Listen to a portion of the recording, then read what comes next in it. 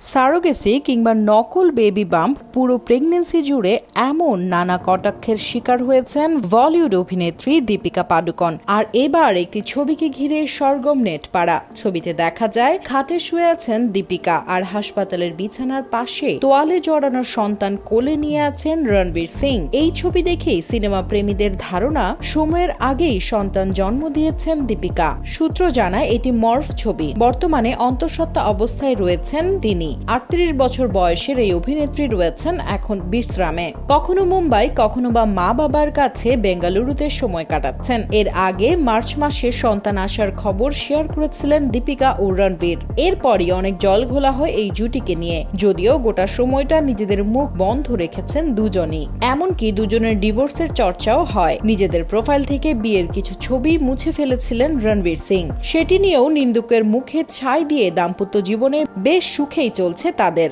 September মাসেই delivery হওয়ার কথা রয়েছে দীপিকার। বর্তমানে প্রথম সন্তানের অপেক্ষায় দিন গুনছেন দীপবীর জুটি।